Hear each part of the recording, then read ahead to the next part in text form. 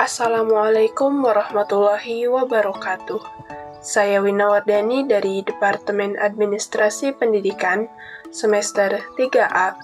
Dalam kesempatan kali ini saya akan sedikit menjelaskan tentang organisasi kantor dan konsep komunikasi perkantoran.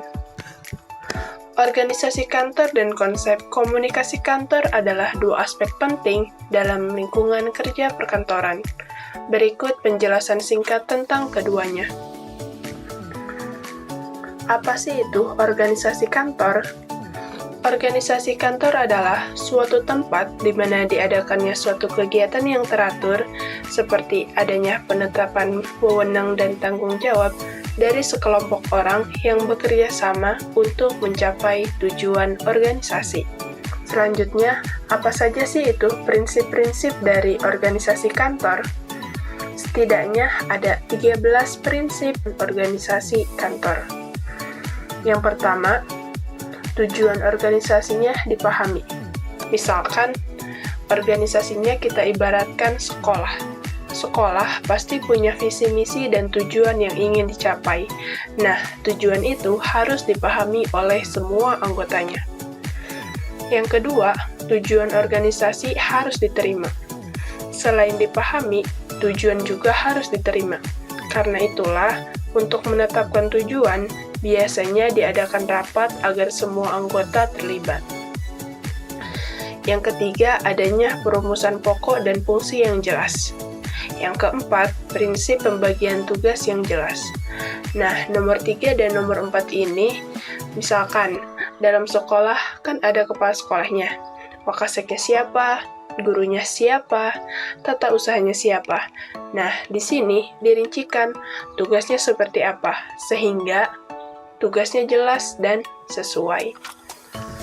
Yang kelima, prinsip fungsional.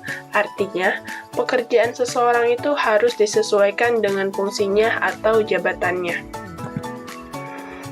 Lalu yang keenam, prinsip koordinasi, integrasi, dan sinkronisasi.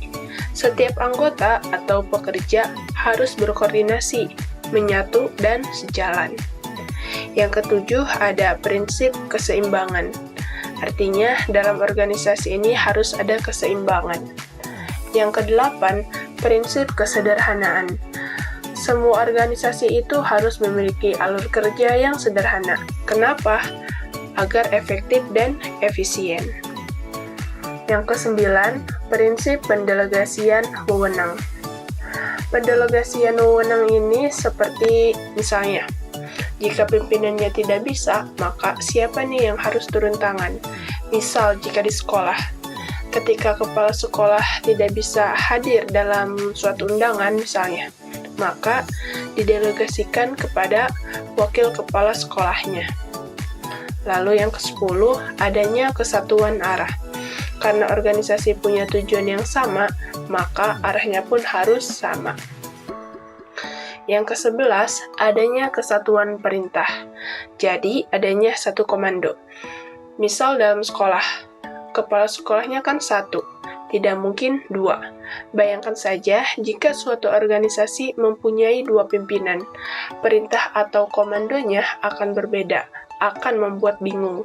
Itulah kenapa dalam organisasi hanya ada satu pimpinan, agar adanya kesatuan perintah. Yang ke-12, adanya distribusi tugas pekerjaan. Jadi, sebuah pekerjaan itu harus dibagi. Tidak mungkin semuanya dikerjakan oleh satu orang saja. Lalu yang ke-13, adanya keseimbangan antara wewenang dan tanggung jawab. Maksudnya seperti ini. Semakin tinggi jabatan, maka semakin tinggi juga tanggung jawabnya. Begitupun sebaliknya, semakin rendah jabatan, maka semakin sedikit pula tanggung jawabnya. Jadi, antara wewenang dan tanggung jawab itu harus seimbang sesuai jabatannya. Selanjutnya ada tentang komunikasi kantor. Komunikasi kantor dapat diartikan sebagai proses penyampaian berita atau informasi dari satu pihak berwenang ke pihak lainnya yang terjadi dalam suatu kantor atau perusahaan. Semakin efektif komunikasi kantor, suasana kerja kantor juga akan semakin baik. Agar komunikasi kantor bisa berjalan efektif, komunikasi ini dilakukan dengan memanfaatkan berbagai media komunikasi kantor, seperti telepon, surat, atau media lainnya. Harapannya, setelah melakukan proses komunikasi ini, akan ada feedback atau respon. Lalu, apa saja sih bentuk komunikasi kantor? Dalam buku Manajemen Perkantoran Modern karya Desi Nur Hikmayanti, komunikasi kantor bisa dibagi menjadi beberapa bentuk. Yang pertama ada komunikasi formal, yang kedua komunikasi informal, yang ketiga komunikasi internal, dan yang terakhir komunikasi eksternal. Yang pertama, komunikasi formal.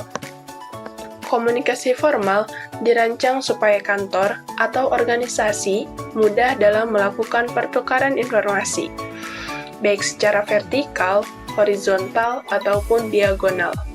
Komunikasi ini dilakukan sesuai dengan struktur hierarki dalam kantor yang telah direncanakan sebelumnya. Yang kedua, komunikasi informal. Berbeda dengan komunikasi formal, bentuk komunikasi ini tidak mengandalkan susunan struktur hierarki, melainkan hubungan yang sifatnya lebih pribadi. Bentuk komunikasi kantor ini tidak direncanakan, tetapi muncul dari interaksi sosial antar pihak atau pegawai kantornya. Yang ketiga, komunikasi internal. Komunikasi internal merupakan bentuk komunikasi yang dilakukan di dalam internal perusahaan atau kantor. Komunikasi ini dapat dilakukan secara formal ataupun informal. Dan yang terakhir, komunikasi eksternal. Komunikasi eksternal ini adalah bentuk komunikasi yang dilakukan dengan membawa informasi masuk atau keluar kantor. Dilakukan untuk mencapai tujuan kantor. Biasanya dilakukan dengan pelanggan, masyarakat, ataupun stakeholder eksternal perusahaan. Lalu ada ruang lingkup komunikasi kantor. Apa saja sih itu? Setidaknya ada 4 ruang lingkup komunikasi kantor. Yang pertama, konsep dasar komunikasi. Sebelum melakukan proses komunikasi kantor, hendaknya seluruh pihak di dalam kantor dapat menguasai konsep dasar komunikasi. Misalnya, sumber informasi, pengirim informasi, berita atau pesan yang akan disampaikan, tujuan komunikasi, dan lain sebagainya. Yang kedua, asas komunikasi perkantoran. Dalam hal ini, pegawai kantor harus memahami beberapa asas penting dalam komunikasi kantor. Asas tersebut ialah wajib meminta penjelasan jika informasinya kurang jelas. Harus berbicara sejelas mungkin agar informasi mudah dipahami. Berlangsung antara pikiran orang yang satu dengan yang lainnya, dan membuat orang lain paham soal informasi yang disampaikan. Yang ketiga, permasalahan proses komunikasi. Terkadang, dalam melakukan proses komunikasi kantor, ditemui beberapa kesalahan yang dapat mengakibatkan kesalahpahaman. Bagaimanapun, permasalahan ini harus diatasi, supaya tidak berlanjut dan menyebabkan permasalahan yang lebih serius. Lalu yang terakhir ada media komunikasi. Penting untuk menentukan media komunikasi apa saja yang akan digunakan dalam penyampaian informasi kantor. Misalnya, dengan menggunakan telepon, surat, email, ataupun pertemuan tatap muka. Tentukan medianya sesuai dengan tujuan dan pihak yang akan diajak berkomunikasi. Perhatikan pula etika ketika berkomunikasi. Contohnya, selalu berbicara sopan kepada orang lain dan memastikan jika orang tersebut benar-benar paham terhadap apa yang sedang dibicarakan. Itulah sekilas tentang organisasi kantor dan konsep komunikasi kantor. Sekian, terima kasih. Saya Wina Wardani. Wassalamualaikum warahmatullahi wabarakatuh.